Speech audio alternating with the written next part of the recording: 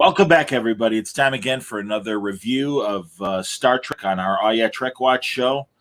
Talking about Lower Decks Season 2, Save the Mugato. I forget what it's called, but I'm going to call it Save the Mugato. No, it's called Bugatu or something. That's right. That's right. Yeah. Like Mendrick Schmendrick or whatever. Yeah, Absolutely. yeah.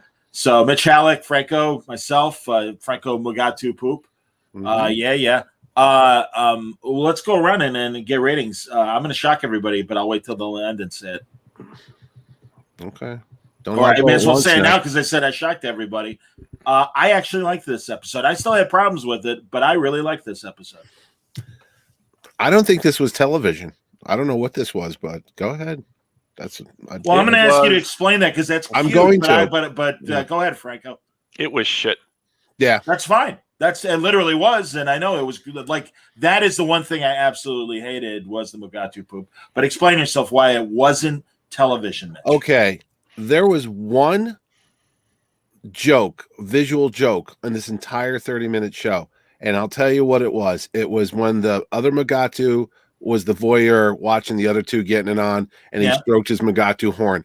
Yeah. I could see the writing room, and someone said, I got an idea. They had like a picture of a Mugato. Goes, what if that was his schlong up there, and he was rubbing it off right there and jacking off, and they all laughed and go, dude, that's hysterical. How long did it take you to crack that code, Mitch? I got to be honest with you. No, but I'm just saying. It's a horn, and the guy's rubbing it. He's horny. Really?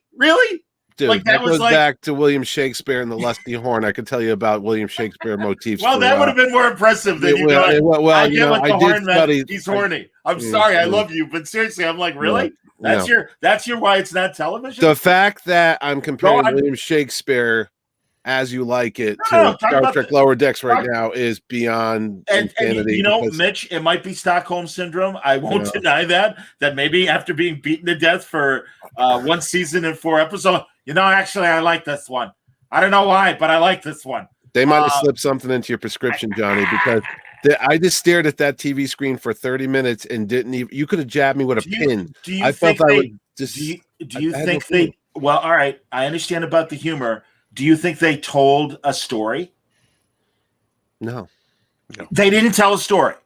It didn't have a beginning, middle, and end. That was a narrative. Are you talking about the main story or the B story with the cat? Any story whatsoever, because I'm sorry, I'm going to pick on you on your television. No, because it was an episode of television to me, but go on. Well, so is a test pattern, technically. No, that's not an episode. It's a test pattern. It's on TV, doesn't mean it's enjoyable or a show.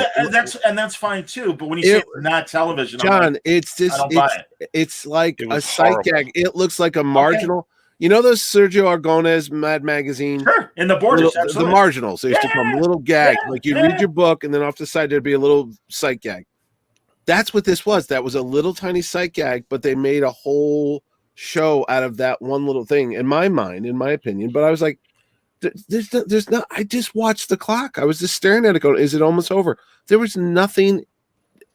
I mean, that's fine. I felt like I was being prepared for a dental procedure. Well, I mean, in a chair like I still saw a story, and I won't deny that I liked it obviously better than you. Yeah. But the character started at one point and it ended, and that has to do with all 3 stories that they did. Tendy's story, the captain dealing with the guy with the shuttle and everything, and I guess 1A and 1B is as much as I hated it. Boimler and Rutherford being afraid of Mariner because she might be Section 31 or whatever. Although they never say Section 31. It's just Starfleet Intelligence. Did they finally say it? They said okay. I mean, but anyway, go ahead, Franco. What did you said you hated it too, and I'll tell you why I liked it. And it was see my opening statement. Because it was total worst. When I said it was shit, it was total shit. I watched this thing. I was wide awake when it started. I was wide asleep when it ended. Right, I missed the ending, and I didn't bother to go back and watch it. It was infantile. It was stupid. It was non-linear. It just.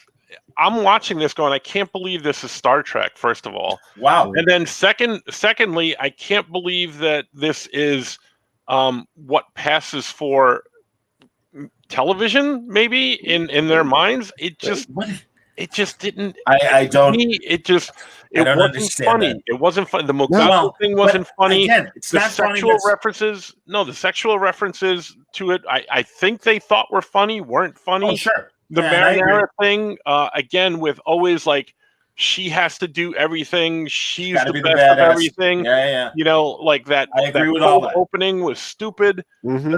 Everything about this was the Tendi story with the doctor.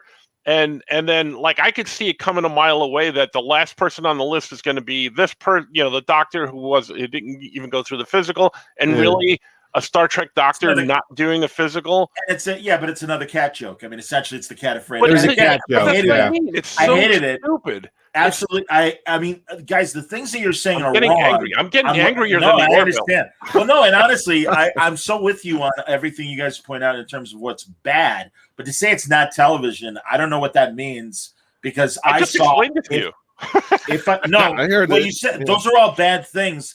That doesn't not make it television. I think they told 3 stories. If I may, let me describe the stories so we can get through that and then get to the crap. Right. So Rutherford and Boimler play Abujitsu with Mariner. She kicks their asses. All of a sudden, they're afraid of her and are wondering if she might be an agent. The guy at 10 Forward, the bartender, says, I hear she's with Starfleet Intelligence and she's been infiltrating ships. That's why she's been on all these ships, blah, blah, blah. Then you got the Ferengi and the jerk trader that is hurting the Mugato and treating them like cattle or worse, or abusive animal treatment and everything. They're poachers. Very good. Yes, they're poachers. And that guy, leaves the planet when the Mugato go crazy, and the captain hits him with the tractor beam and screws up his ship, and he cons her into giving her all of his shit. And then we got Tendi, and Tendi is too timid in sickbay. So the doctor's like, you're so timid, get everybody's physical who hasn't done it. I agree. It's stupid that the doctor didn't want to get a physical. That makes no sense. But also, the other thing I would say is I like the Mugato story. I thought they did a decent job. I think as much as I hated the, Mariner might be from Starfleet Intelligence, and that, I started the rumor. And it's like, of course you did.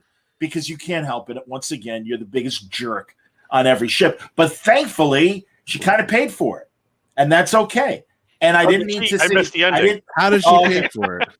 Well, rewatch your non-television or read say, go ahead and read a description of the episode. But no, she and Jax get captured. Boimler and Rutherford are able to use their boring negotiations. And again, sorry, guys, but that is storytelling where they introduce this crazy board game at the beginning of the show, and it's their skills with that game that saves the day. I'm not saying you are correct. Well, all right, but that's a fucking story. You are. But I mean, we're kind of talking about this, and this is by far, I think, the worst episode of That's fascinating. Go on. Honestly, I must be drinking the Kool-Aid. And technically, yes, you are right. Is it storytelling? Yes. But it's very bad storytelling. Actually, all 4 of them, because you include the Ferengi poachers and stuff. Yes. Yes. All right, bad storytelling. Dante agrees with you. Let me read this. They told 3 bad stories. If this was on a major broadcast television station, it would have been canceled soon as the ratings dropped in episode 2 of season 1. This is just a hate watch for me. I watch to pay attention to what they're doing, but I have no enjoyment watching the episodes of this series. A Mugato sex session with a third Mugato jacking his horn watching. No thanks. I totally agree, Dante. Yeah. I think a lot of the humor, not all, but a lot of the humor was absolutely cheap and ridiculous. The Mugato poop, when they went to it 3 freaking times. 3 separate times. That's I'm like, all right, man, you guys have no fucking ideas. And I just swore anyway.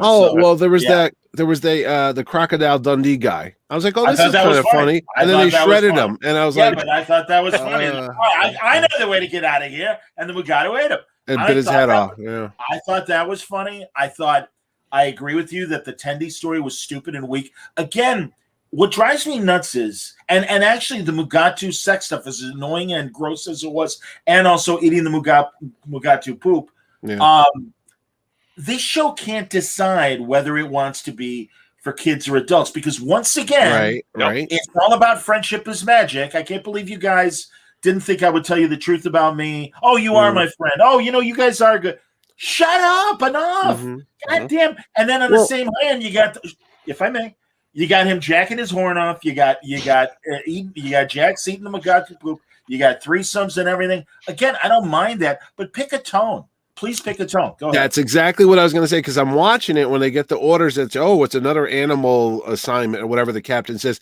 And I'm like, wait, is this a serious episode? Because so far we're like 5 minutes into it. And I'm like, this is like a basic Star Trek episode where it's like a serious thing where we got a Mugato poacher and the Ferengi are involved. And the Ferengi was the one with the whip, like the original ones. They was kind of mean-spirited. Well, they even referenced the old people.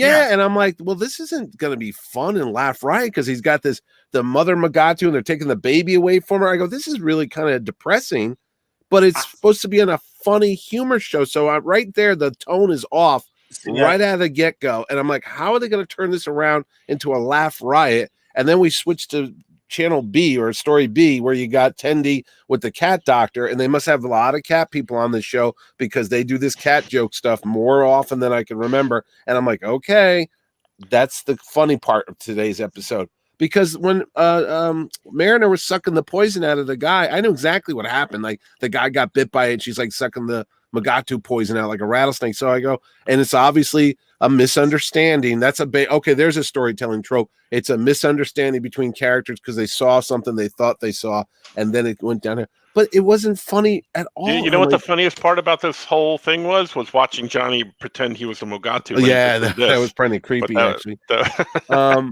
So no, I don't know. I don't know, man. I don't know why this was supposed to be a comedy, because it never felt that's funny. Interesting, Mitch, because again, I didn't have a problem with dealing with story and dealing with like what could have been plausibly a Next Generation or another Star Trek show episode problem. Again, for me, and that's tone, and I'm not, what you're saying is fair. For me, it's more, is this a children's show? Is this an adult show? That's the tone that I don't need, because I actually thought it was clever. And again, that it was a more, for a lack of a better word, because it really isn't complex, but more shit was going on in this episode that, again, had a beginning, had a middle, and had an end, and they finished everything. And I think they did it from a storytelling standpoint effectively. I'm surprised they put as many small plots in there. I would have killed the Tendi story, because again, I think it was the dumbest of the stories. The trader thing, I think, was interesting. And again, it was like a little con that we didn't expect. And instead it started off like, oh God, I got to deal with some mundane kind of Starfleet BS. And instead it had this little twist. And I'm like, all right, that was fun. I wasn't pounding the table laughing. It was all right. But this is what happens every single episode. Is like they have a good, once you get past the stupid cold openings, and sometimes they're good and sometimes they're not, but they have very interesting premise for the stories or the episodes.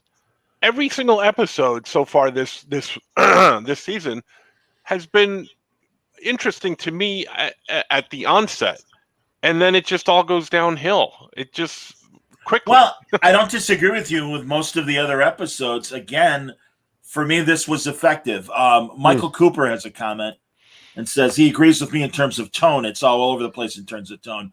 I mostly do other stuff when I'm watching the show, but it's really not my type of Trek show. So, I actually, no, because we do this show, I actually sit in front of it and watch it, because I'll do that sometimes. I'll put a TV show on and I'm doing something on the computer. I'm kind of half watching it, but I go, no, I want to make sure I give it its full attention.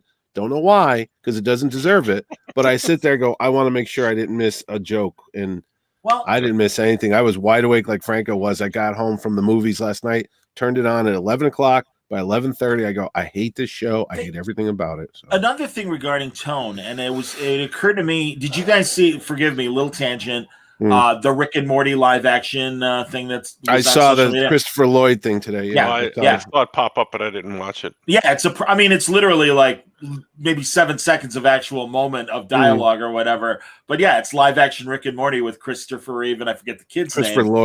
Christopher Lloyd, thank you. Yeah, it's Superman. Christopher Reeve doesn't sound like that. That would be something. Right I like Pink very much. Anyway, it reminded me of Rick and Morty's dialogue tone. And what I like about Rick and Morty, and forgive the comparisons, but Mike McMahon came from Rick and Morty and has written some of the best Rick and Morty episodes. Why is it on Rick and Morty that the dialogue is very natural, and everybody speaks in the normal tone. Yes, when Morty is scared, oh geez, and he'll oh geez, I don't know, Rick. That's fine, but mostly it's just them being people. And but if I may, let me finish, Mitch, please. My point is that on Lower Decks, they all talk really fast, and they all got to do this, and also Rutherford and Boimler are insane. And it's like, can't you just be, I still don't know about Mariner, and I don't know why the tone needs to be so broad. Again, it to me reminds me of watching college kids doing improv, and their material is weak, but they're going to do it loud and fast, and therefore it's funny. Now, please, Mitch. Well, that's a choice thing, because I saw Shang-Chi last night, or Shang-Chi, whatever they say nowadays. But Awkwafina, the actress, she's in the movie, and her delivery was that crazy loud yelling thing going on, And I'm watching it going, and it dawned on me when we were leaving the theater. I go, where have I seen that before? Where have I heard that style of humor, the timing, the yelling, the shouting? And I couldn't remember where it was. And then sure enough, I was watching Lower Decks, and I go, oh my God, that's that style. Because she was like, what are you talking about? I have to drive the bus. What do you mean there's going to be kung fu killers on the bus? And I'm like, we see it.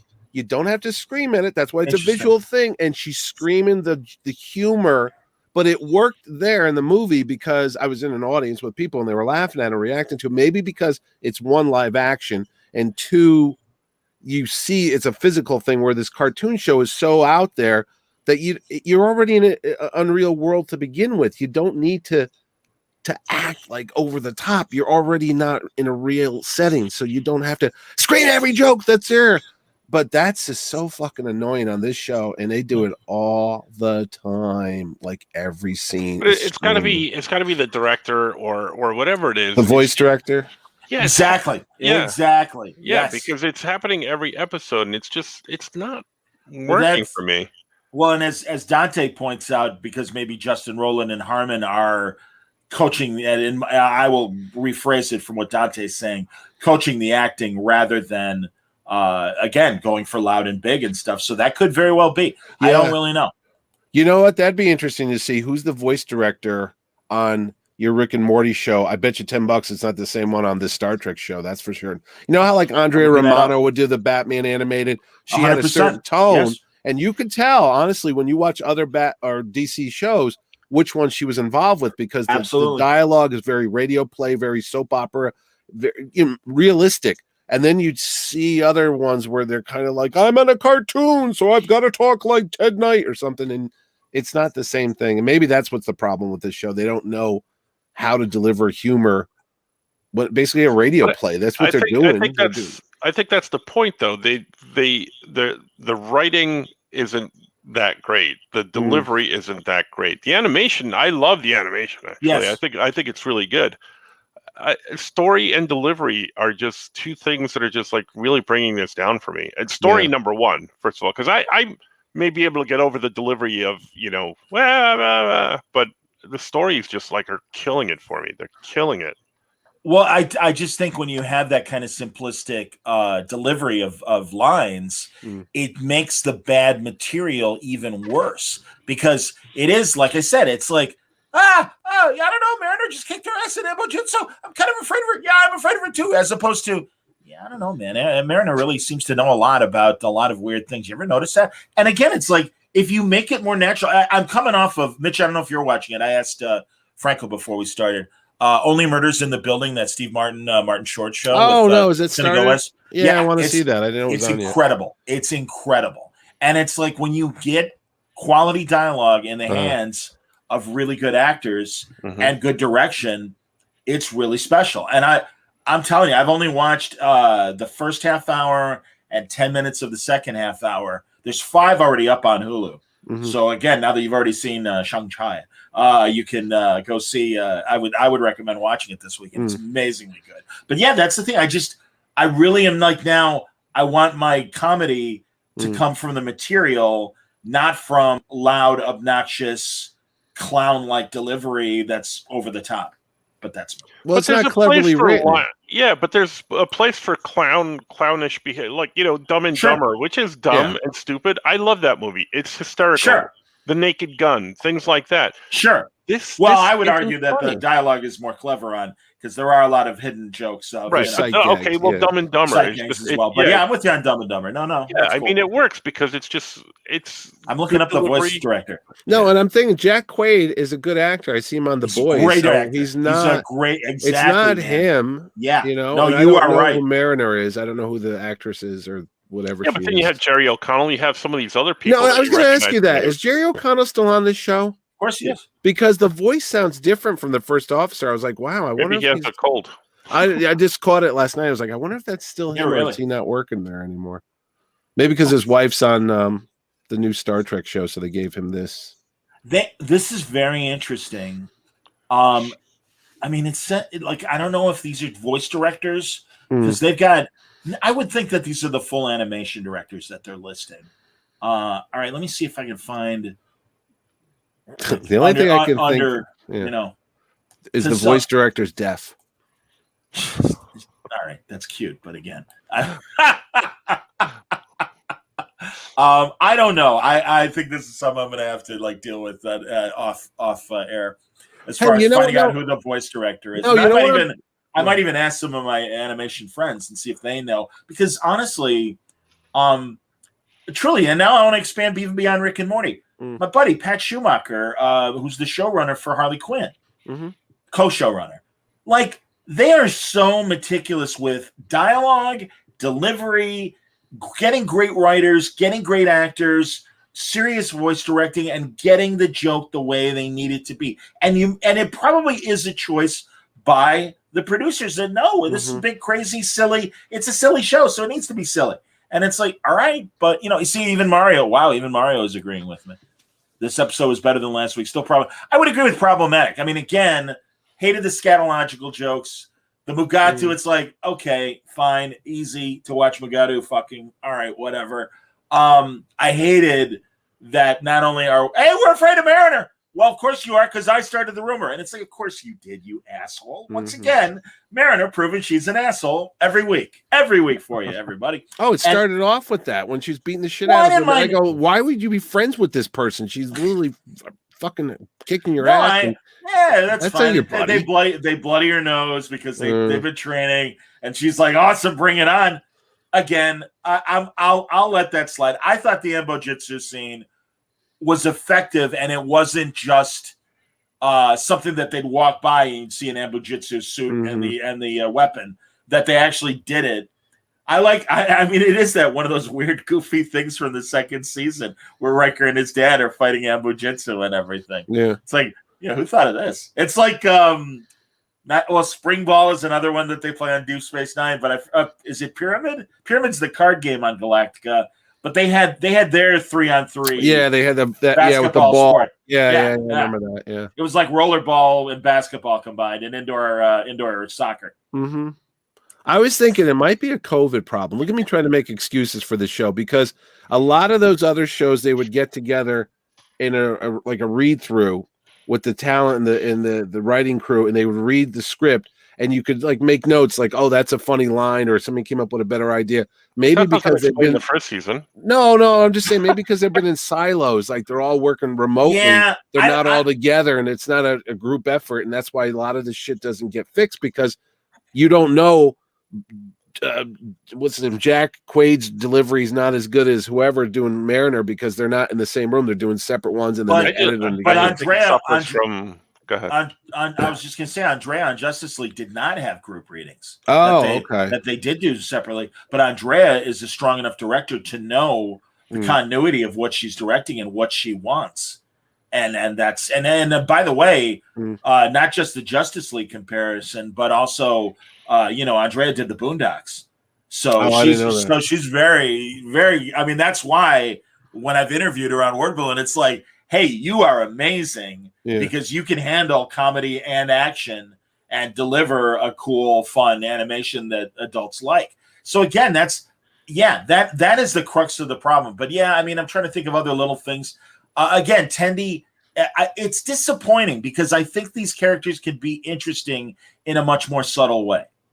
And it's funny because my guys, John Price and Larry Young, at Seriously Star Trek, a Facebook page that John started.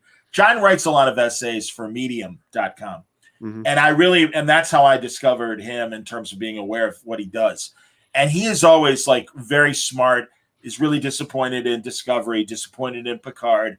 And it was interesting because with Lower Decks, he's like, it's a cartoon. I just don't expect that. Or, I don't expect that much from it. But again, and I'm glad you guys are making faces because truly, I'm like, no, I am, because it's a different era. We're getting better, sophisticated cartoons.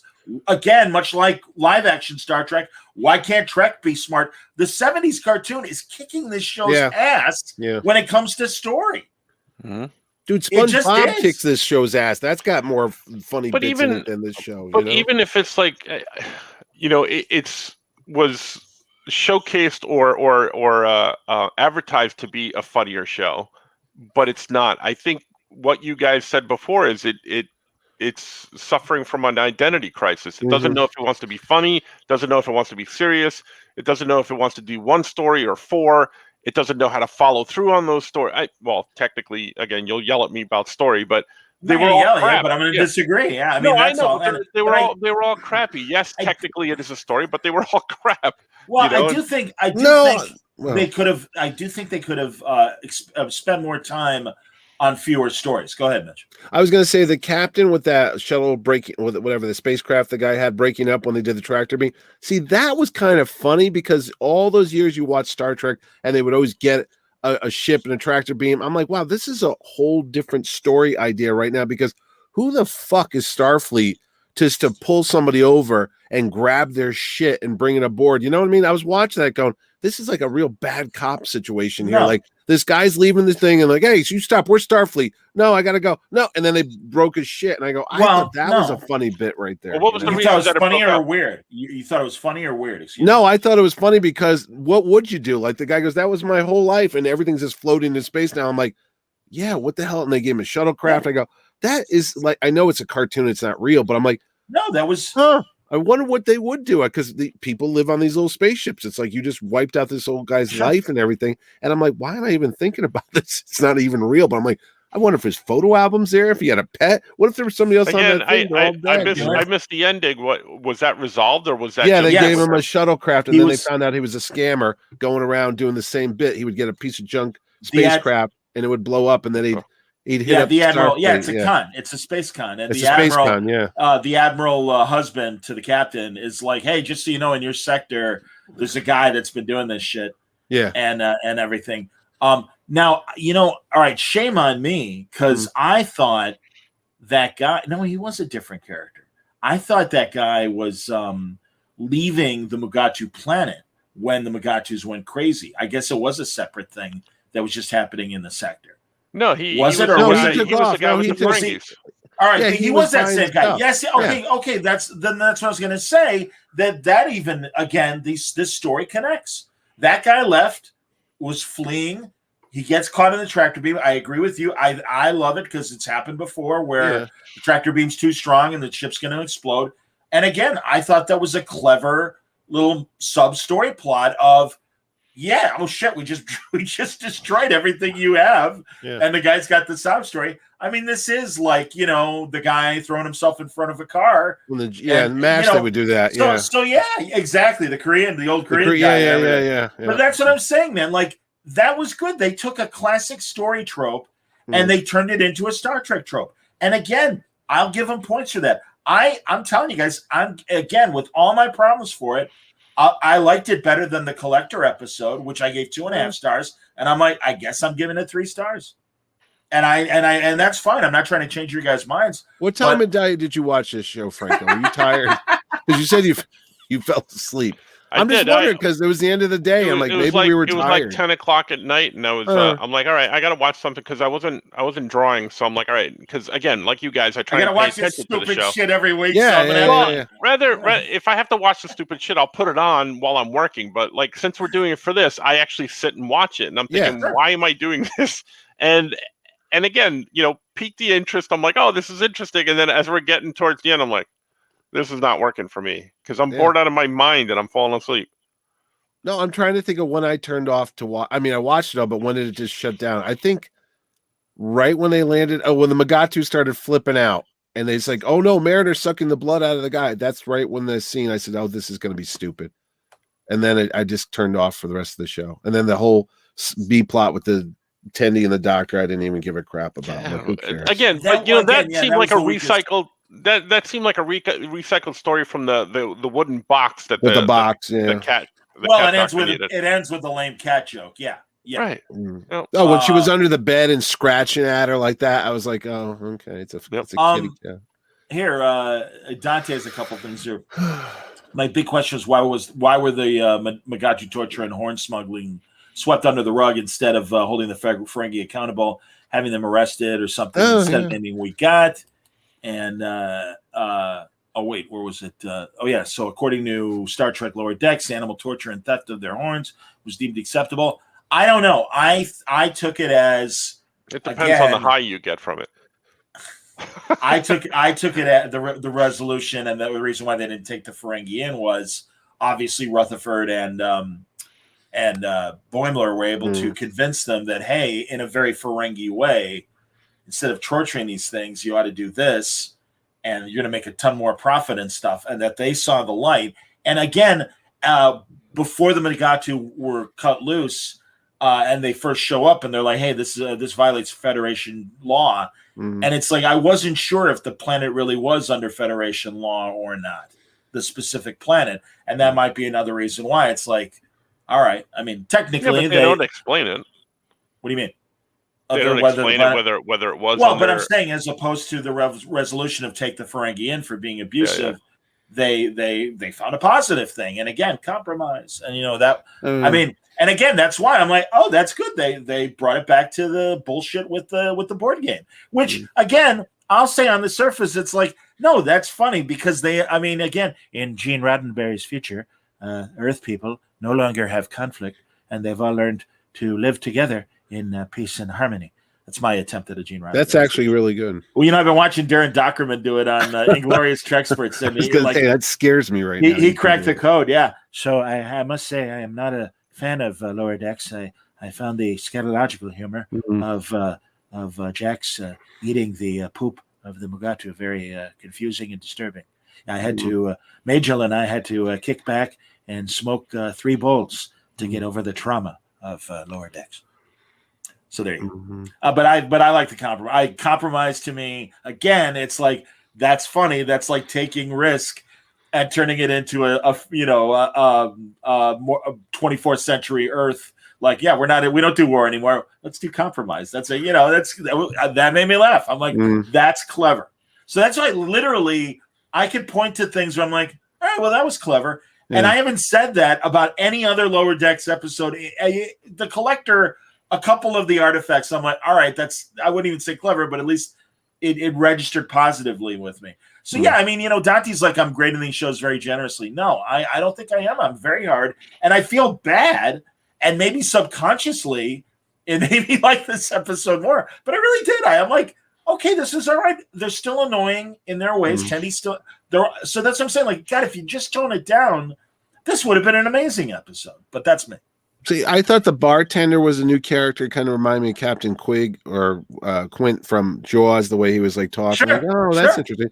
No, somebody had a dialect on this show, and I go, why would they be speaking with an accent? The guide, like he can get him out of the Australian guy. That's what I was thinking. I go, why would he have an Australian accent? And I'm like, oh, it's supposed to be Crocodile Dundee. Exactly. I was going to say, crack the code, man. Yeah. Well, and there's Chekhov. Well, but they've had Australian accents on the members of the Titan, the crew members of the Titan. There was an Australian crew member and stuff. So I don't know. Yeah, but he was an alien. Whatever. So you know what it is? But again, it was a parody. But it's a parody of Crocodile Dundee, and I'm sure they wanted a goofy voice. And again, they're all about the obvious joke. So I mean, that's where it's like, to me, it was pretty obvious, and didn't. I'm not like, why are they doing that? It's know what reference? Can you explain this to me? Because I didn't get it. They go, why are you guys acting like the Ferengi from Farpoint episode? Why aren't you more like Quark? And they go, we've heard of Quark too. And I'm like, What, Quark is like the representative of the entire Ferengi alien race? Deep Space Nine. Everybody knows him. Everybody knows. He's got his own chain of franchise restaurants. Well, I was going to say, actually, last week, it's like McDonald's, so maybe he is now a success, and especially maybe all of his ice cream machines are broken too. I read that as well. Well, and also maybe since Rom has become the Nagus, maybe Quark has used that too. How about that? There's a Star Trek solution to that question. But yeah, maybe that's what I'm saying. Maybe now that he's the Nagus' brother, kind of like Billy Beer. Billy Quark, yeah, you go. Okay, I'll give you that because I'm like, how would they know who Quark is? Oh, we've drank Quark's. What was that soda pop Synthetic, that was made by? That's the General Federation drink. But no, I was going to say the cola that when they make Quark become a woman to seduce the cola magnet. And it's like snail cola, or it's like snail juice cola, or whatever. And they sing the slogan, the commercial jingle and stuff. They sing the jingle. That's what I'm saying. It's like Star Trek could be funny. I mean, to me, all right. Here's a good round the horn. All the Star Treks beyond, other than Lower Decks, and I'm sure we wouldn't pick Lower Decks. And also, I will pose this to the audience as well. Funniest Star Trek episode of all the different shows, and you could. I'm saying pick your favorite funniest episodes. Okay. I don't know if I'd be able to. No, I've got a couple in my head. Yeah. Go for it. I have none. When Picard is on Next Generation and he goes away like a shore leave thing, and he gets involved in that heist, and they're all looking for that fertility thing. Yes, it's just hysterical because it's like Picard the man who knew. Yeah, the man Rice. That's it. The man who knew too much. He's just like, listen. And he's trying to read a book. He was supposed to be on vacation. And he's sitting there with his really shiny, tight shorts that showed his nutsack. But I remember him reading this book, and everyone keeps coming up to him. He's like, "Leave me alone. I want to read my book." Yeah. But you seek Jolan True, or whatever. Yeah, that's it. Jolan True. He's like, no, it's not. It isn't. It isn't Jolan True. That's another. No, Riker gave him the little statue to put next to him, and she's like, "I don't understand. You put the red light on it. That means you want to get screwed." Absolutely. Like, what? And but that was a humorous show without being over the top with joke. It's just the characters were in a funny setting. So that's one. Trouble with Tribbles. Somebody brought that up. Trouble with Tribbles, of course. That sure. They're off for lights. That one was very funny. Well, that's hilarious. That's right. Piece of the action with the gangsters. I laughed at that. Right. Yeah, Krakow. They got a ship. I was up there.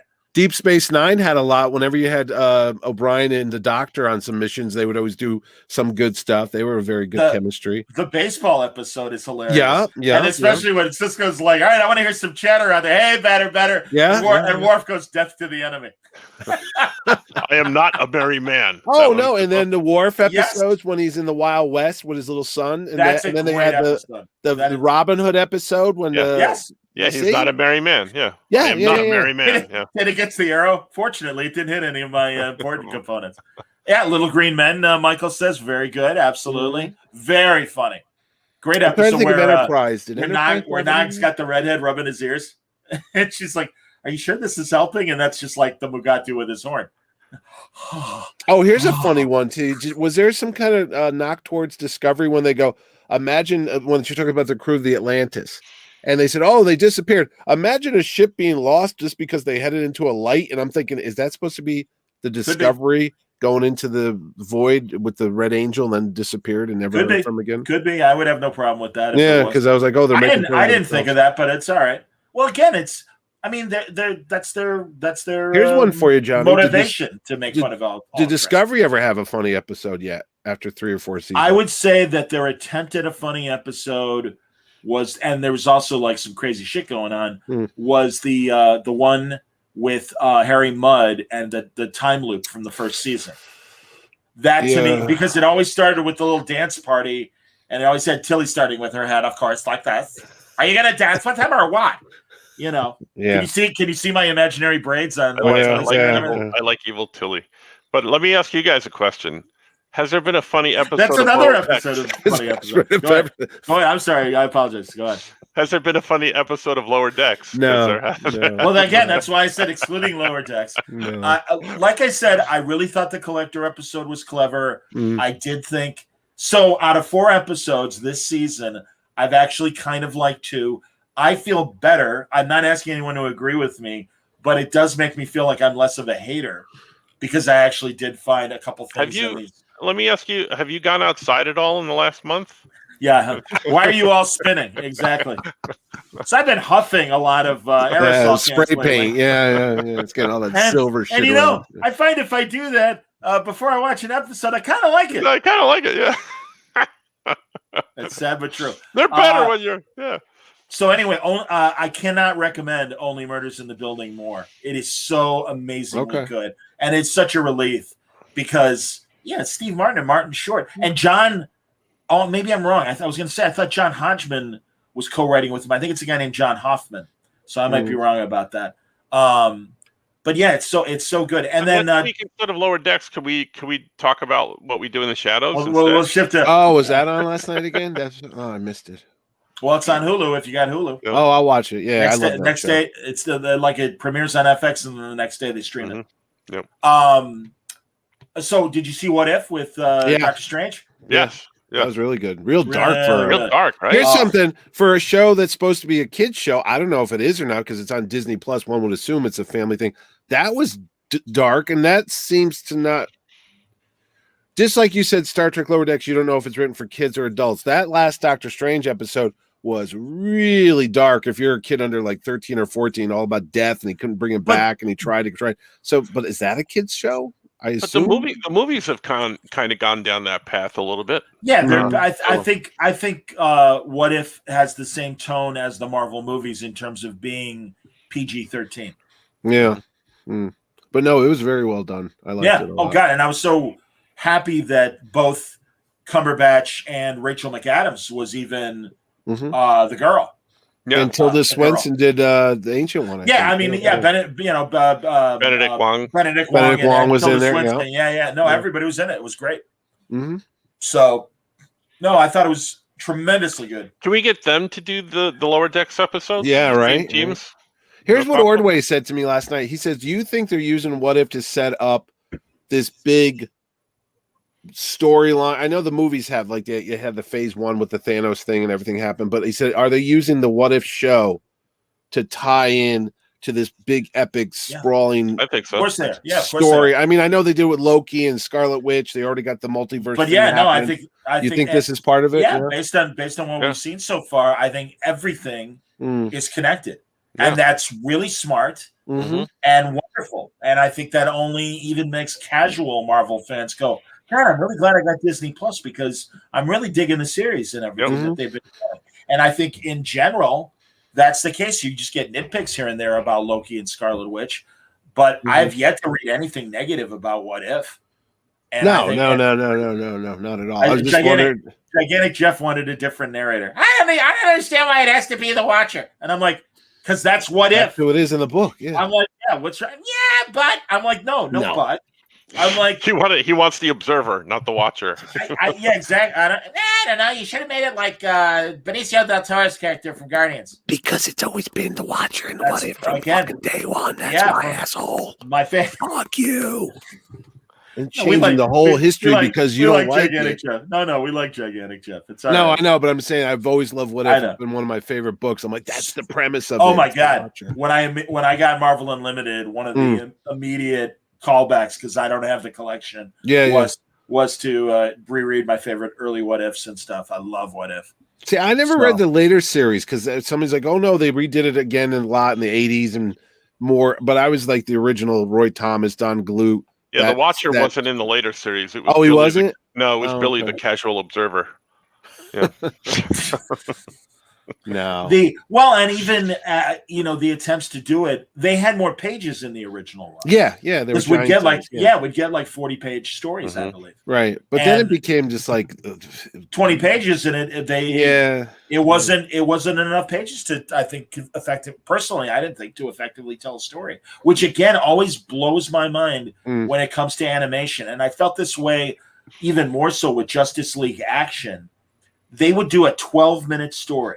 And it was fantastic. Yep. And I would say the same thing about What If in terms of doing 20-minute stories or 25-minute stories. That it's like we are getting a lot of story in a very compressed period of time, and I am blown away by that. Yep. Oh, you know what I noticed this week about What If? Did you notice that Doctor Strange interacted with the Watcher, Uatu. He said, I love it. So that's the part I was like, wait a minute now. If he knows, he sensed them, that something's watching him, obviously the Watcher, but the fact that they had an exchange, I'm like, okay, so this could be expanded into the cinematic world where they kind of showed the Watchers once in Guardians as a gag, but I'm like, maybe this is. Well, wasn't one of the Stan Lee the Stan Lee, and the Guardians when they were jumping through Lightspeed or whatever, they saw him real quickly on a planet with the Watcher. Or was he talking to again? It was in the post credits scene. Yeah, and they were on a planet. Was Howard the Duck in that scene as well? I know it was. No, it wasn't Howard. No, it was him and 3 Watchers. Like, hey, where you going, fellas? I got more stories, and they all left him there. Yeah. So, well, no, because Shang-Chi last night. I'm not going to spoil anything, but that's setting up for another big epic multi-movie bad guy type of thing. And I'm like, wow, if you got a street level guy like Shang-Chi involved in some big cosmic story, that's getting nutty now, So I don't want, other than liked it, didn't like it. Shang-Chi, did you like it or didn't like it? I did, because I wasn't a fan of the character in the books, because I was like, okay, you can fight with Kung Fu, big freaking deal. What's that going to be? Okay. But they changed it up. It's not that simplistic of a story or a all right, I don't even want to, again, you gave me more than I was looking for, but it's all right. You didn't spoil it. I'm disappointed that it wasn't on Disney Plus premiere to watch. Ordway was surprised last night because he's like, "Oh, can I watch this at home?" I go, "No, they're trying it differently. Like, go to the theater to see this now." So. Well, they have to in terms of. Well, I understand. I where we are and how things are going to work out. Now, what do you come down about? We were talking about that last night, Ordway and I, about Scarlett Johansson suing them because she wants some of the take from the Disney pay-per-view type of thing for Black Widow. I think it's fair. I think it's fair. Yeah, because again, I think the environment changed. Yeah. And I can appreciate Disney saying, well, we didn't anticipate that. And Scarlett saying, sure, but this is the reality. And I still made a great movie for you. And I deserve a cut of what you are benefiting from on the streaming side. And also contract. Yeah, I mean, I asked Mark Guggenheim about this because obviously being a guy that's been on the business side, and and I thought I had an understanding of this. Yeah, the problem is it wasn't in the contract. It's no different than the writer's strike of 2007, where all of a sudden streaming was a thing, and there was nothing in paper that said that actors deserved a cut, and that's why they walked off and everything. Or rather, it was the writers that did that because they weren't getting compensated. And it's it's so. The good news is now they have to deal with it, and moving forward with new deals, something will be negotiated. And I believe, although it was interesting from Mark's standpoint, I'm like, this is going to be resolved. It's money, and they're going to write her a check that's fair. Right. And I believe that to be the case, although maybe they're done with Scarlett. I don't know. Well, behind the scenes, you're always good about that. Is that reason why she didn't do the voice of the Black Widow on the What If? Because I noticed that she wasn't on that. Most of the other actors. I think these were all done prior to all that. Oh, okay. As well. But it was kind of glaring, though. Oh, absolutely. Really? Yeah, but again, like Chris Evans, you didn't true. necessarily need the person. I understand Downey, whenever he's going to show up, definitely voiced his parts, and that's why with Agent Carter, I'm like, all right, it'll be interesting to see which cast members do and don't, and it's always a pleasant surprise. And that's why, I mean, Cumberbatch is red hot in terms of constant demand for TV and film. So I was almost expecting him to be like, I don't have time, and I'm glad that he did it. Just like the best was Chadwick Boseman, obviously. Jesus. Yeah. So, but Scarlett's character technically, I guess they could be stiff, and Scarlett's character is dead. And we got blonde Black Widow to follow and everything. Yeah. So I really don't know. I don't know what's going to happen. I don't know. Mitch, you pointed out, and I knew this was in the works, but there was an article this week about the Voyager, the Voyager documentary, much like the DS9 documentary. And I've noticed social media wise and articles and things that Voyager's getting the same kind of love DS9 did when we learned that they were thinking about making a documentary. And I'm glad, because I always say a third of Voyager sucked. A third of Voyager was just okay. But the final third was really cutting edge, interesting stories, great character moments, And on balance, even though I'm only seeing a third, I guess with the okay third, I liked Voyager. I'm glad I watched it. I was getting tired of it in the 7th season where I'm like, shouldn't you just be more interested in getting home as opposed to, we're having fun. And the other thing I didn't like was, and it's the reason why Ron Moore never felt comfortable at Voyager, was that they, there was no signs of hardship to the ship. Given all the pounding they took, I mean, it still looked showroom beautiful. And I wish they would have done kind of what they did in a couple alternate episodes of Enterprise, where you would have seen more alien technology grafted on to the ship to compensate for whatever things they lost. Fix it. Yeah. Huh. So I never thought of that. They never did do that, did they? You would think they'd have to cobble together something to fix the ship. Other than that great 2-parter Year in Hell, where the ship's falling apart and everybody's in sickbay, and Janeway has like burns on her face and everything. Was everybody peeing? They were in urine hell. By the way, speaking of Borg queens and stuff, there was some kind of little casting note with Picard season 2. Some redheaded actress that she's going to be the new Borg queen. So now I was confused. I thought she was returning. I thought it was the one Alice Krieg. No, it's not Alice Krieg. Alice Krieg was in First Contact, the movie, and in Endgame. And Voyager. Whatever it's called. Yeah, the end of Voyager's last episode and First Contact. That was Alice Krieg. But then they had a great 2-parter that focused on 7, and they were going to grab a piece of Borg technology that would have given them like 10,000 years leap forward and stuff. Yeah. And I'm forgetting the name of it. I'm sure somebody on that's watching will remember and post it in the chat. But it was good, and yeah, it was slightly different. But again, with that makeup, you couldn't tell. And she so I thought it was that woman. Oh, okay. I thought it was. She looked younger. It's not Elise Krieg, yeah. But no, I'm happy about that, and that makes sense because obviously, what's going on with the Borg and 7 is one of the main story plots of Picard. So it's because let's see, does it say recurrent? Maybe she is younger. Annie Wershing is her name. Yeah. And I just want to see if she couldn't be any worshinger than Alex Krieg. Hello. See, even I'm funnier than Lower Decks. Yeah, it goes without saying. It goes without saying. Yeah. Yes. I see. No, it isn't. This is the third actress to play the Borg okay. Queen. So it is somebody new. All right. Susanna Thompson played her in that 2-hour Voyager. And did you see Tim Russ last week was helping NASA discover some type of comet or whatever? We were just talking about. I'm like, hey, what's everybody doing? Tom Paris. And then I saw, because your phone listens to you. Right after we were done, I got a little note that says Tim Russ helps NASA scientists discover a new comet. Or I'm like, really? Tuvok's getting the shit done. It was passing Uranus, absolutely, yeah. Yeah, there you go. Yeah. So actually, there was another Trek thing. There was a lot this week. I was like the Voyager thing, the Borg Queen. We got and I don't know if you guys watched it, but they also dropped the Star Trek Prodigy opening a main title sequence. Yeah, and I thought it looked great. Annie Wershing, I think she was you brought up the name, and I was trying to remember where I remember her from. She was in she's a serial killer in The Rookie, the Nathan Fillion show. And somebody just posted there. She was on Bosch 24 and Runaways. Yeah, she's been in a bunch of stuff, but I'm like, where did I see her recently? And it was on the Nathan Fillion cop show. On ABC. Yeah, okay. That's cool. No, I mean, again, just like Lower Decks, just like Discovery, just like Picard, they never screw up the main title sequences as far as I'm concerned.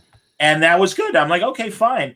But yeah, I mean, we'll see when that show comes out. I don't think it's I didn't know this, and I haven't really tried to watch it, but I guess there's a Rocketeer cartoon that they made a couple years ago. Yeah, they did. They did a relaunch with a young girl, his granddaughter, if I remember. Billy Campbell did the voice of Cliff Secord.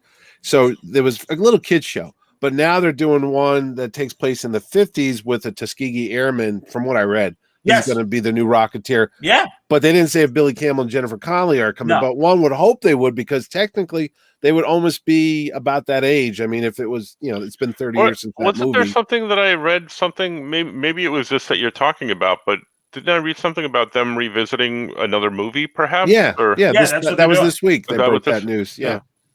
No, I think that's great, and I think maybe they can make it. Maybe, there was never anything wrong with the Rocketeer movie. No. It just was marketed wrong. It was terrible. It was marketed as a kids movie, and it's like this is a good adventure movie. Yeah, it should have been another Indiana Jones. Did I ever tell you about the letter I got from Jeffrey Katzenberg when I wrote to complain about the movie, and he actually wrote back to me within 2 weeks? And go for it. No, fascinating. I don't have the letter right in front of me, but I actually have it. What I said is because I was such a fan of Dave Stevens' Rocketeer, of course, I went to see this movie opening day, and I'm like, this is great, The Rocketeer. As soon as I walked in, there's like 12 people in the theater. I'm like, this isn't good. And then I'm watching the movie. I go, well, that's a good thing. The music's good. The acting, Timothy Dalton's good. Everything's good. What the fuck is wrong with this? And then it just dropped like a rock like the next week and disappeared. So I sat down way before the internet, and I actually wrote a letter because it said produced by Jeffrey Katzenberg. And I said, listen, as a comic book fan who loves these movies, because there wasn't a lot of comic book movies back then, right? Here's what you did wrong. And I go, as a guy who's in advertising, the marketing is horrible for this movie. Nobody knows what the hell that is. What's a Rocketeer? And the image was a beautiful, like, Art Deco shot of him, like, shooting through space, but it didn't tell you anything about the movie. I go, you got to put the bad guys. You got to put the Nazis. You got to do, like, a Raiders of the Lost Ark type of Richard Amzell thing where you see what's happening in the movie. Sure. So I went on about that. I said Timothy Dalton was the only household name in this whole movie because nobody knew who Billy Campbell. Alan Arkin, but all right. Well, yeah, but but I'm just saying you had no stars. All right. Yeah. But you had to do something with him because he's a great actor. And then there was another part that I said, oh, I can't remember, but I'll find the letter someday. But anyway, Katzenberg wrote me back because I was like, wow. And it was signed by Jeffrey Katzenberg. Goes, here's what the deal is. I don't agree with you on some of your points, and here's why. And he went on and on and on. He goes, we released it under the Walt Disney banner because we wanted a family films and this and that. And I wrote to him saying that's a bad idea because the Walt Disney banner brings to mind things like Condor Man, The Black Hole, shitty live action movies that people don't want to see. You should have released it under Touchstone, which was their more adult theme. And he was like, well, maybe you're right about that. We shouldn't have done that looking back. Wow. Like, well, oh yeah, it was really interesting. I said, two responses. How bored was this guy, or how defensive he was that he's answering back a random letter from me? Well, he was taking a shellacking on the Rocket. Oh, I'm sure he was. To write to you. Yeah, and I was like, wow, this guy took time to write to me, and it was point for point. It was like 2 pages, this letter, and it's amazing. It's something to see about. Wow, he's got nothing to do but answer fan letters. Wilson and DeMeo were the screenwriters of the movie, and I've had them on the show a couple times in the past. And nice guys. And I mean, they're like, we got screwed by the marketing. Absolutely. Danny just passed away though last year. If you didn't, Danny Bilson, did he? Well, the other guy, DeMeo. I'm sorry, Paul DeMeo. Yeah. I didn't know Rachel Bilson. That's her dad. Yep. The actress. And also, I know her. Her grandfather was Bruce Bilson. Who, man, you cannot watch a television show from the especially sitcoms from the 60s or 70s without seeing directed by Bruce Bilson. So it's like a real Hollywood family. Yeah. And then they worked with Chaykin too on the Flash TV series. Yes, and then, they did. Yes, they did. Was it Human Target? There was another show they did. I think it was Viper.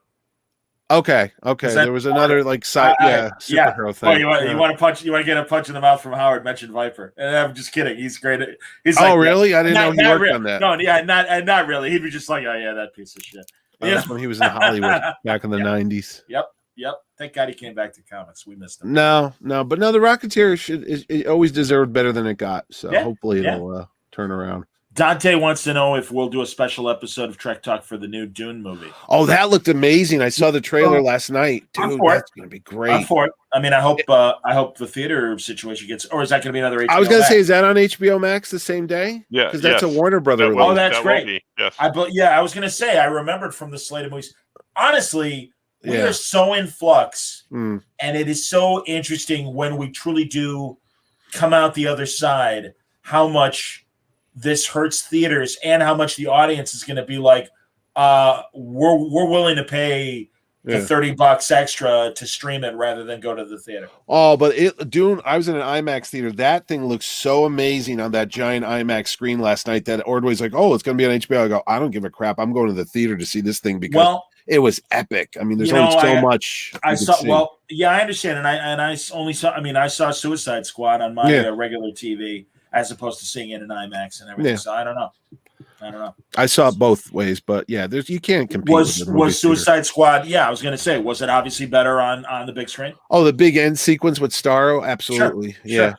Okay. But, no, I get it though. I mean, because Ordway's always very conscious about the Delta variant. Oh, I know. I felt he's wearing so his bad. mask. I know. Every time we go out, he got your mask. I'm like, yeah, but it says you don't have to wear. All a right, mask good. As long as he's not talking about me still, because I did feel so bad. It was me and Jurgens in line in front of him or behind him at TrifCon. When we were registering at the hotel. And he's like, so you guys don't believe in masks? It's like, no. No, it's not. Well, I'm like, no, you're right. And we're in line right now. So, yeah, I suppose. I'm like, sorry, man. I go, just, we had plenty of distance in the town car. And I'm like, I go, sorry. Mohegan's Sun, when you walked in, this is a month ago. Things change every day when it comes to masks lately. But it said, unvaccinated people, please wear masks. Vaccinated people, you do not. I just went to New York last week with the Springsteen show. You could walk through. There was, no one's going after you. How was the Springsteen show? It was actually better the first time I saw it because it's hard to describe, but this one seemed rushed.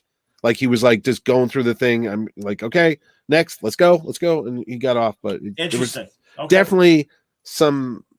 He's 72 now. I mean, he's up on stage breathing all that air with 300 something people in that room or 400.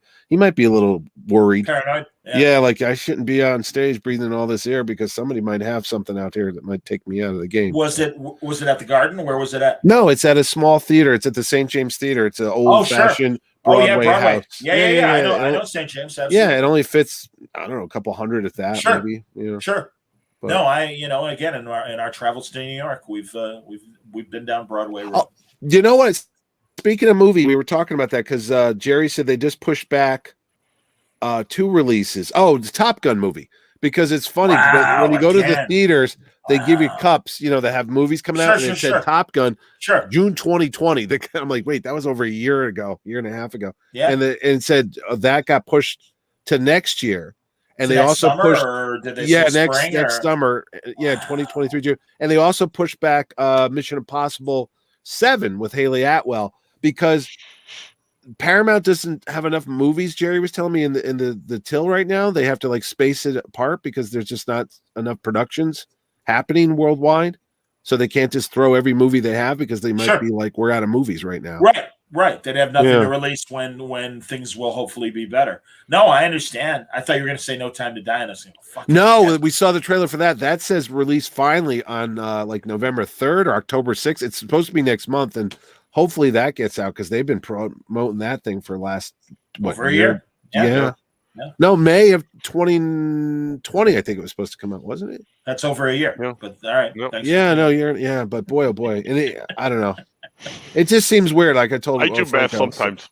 No, sometimes you think it's been 2 years. You're like, wait, what? That was like believe me, COVID year always has my math screwed up. Or when I'm talking to people and it's like, all right, have we talked during COVID or have I not talked to you for 2 years? Yeah. This was I get what you're saying, Mitch, because I went back to work this week at school, and one of the first days there, they said, welcome back to the new school year. This is our 3rd year impacted by COVID. And I was like, wow, it is our 3rd school year impacted by COVID. You mean school semester? No, school year, because our school year, the first year, we were let out in March because everything shut down.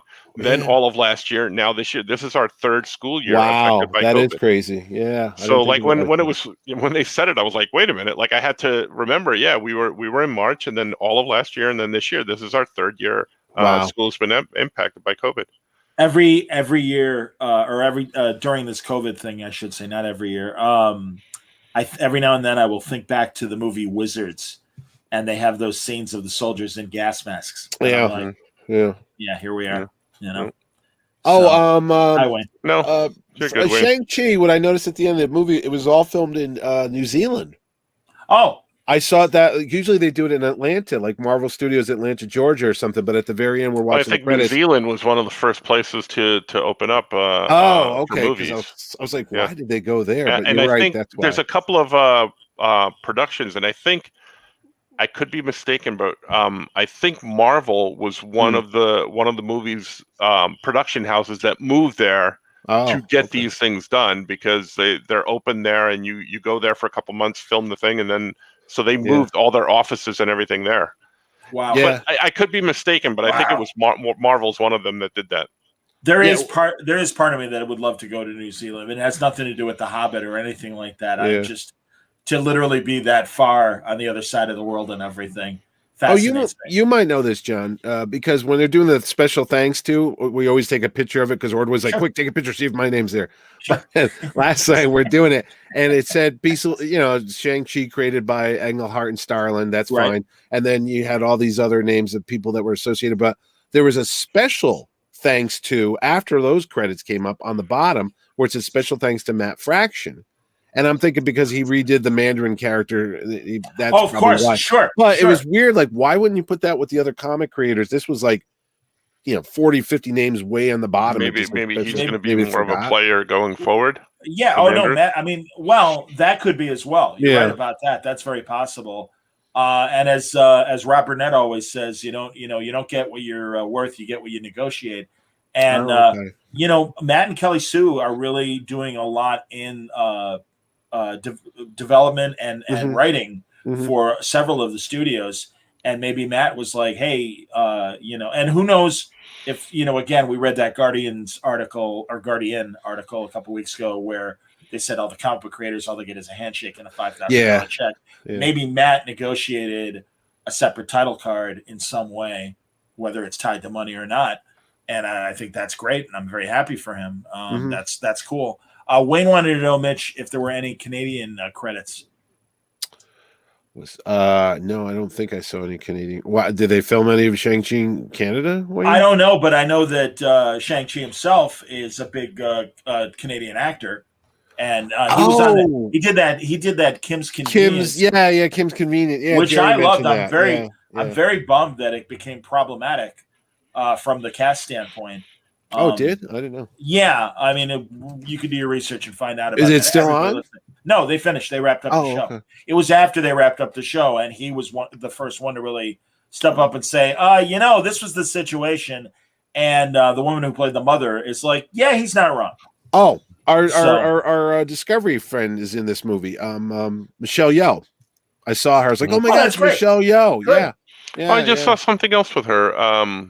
Last weekend I watched Gunpowder Milkshake on Netflix. Oh, I'm gonna have to check that out. Which was silly. Some of the action sequences were stilted, but I'm like, oh, this was kind of a fun thing because I'm always working, so I never get to watch these things, and I'm like, oh, let me just draw for fun tonight and put something on that I can look up to when I hear something interesting. And I don't know, maybe I was just in a good mood, but I liked Gunpowder Milkshake. It was a fun ride.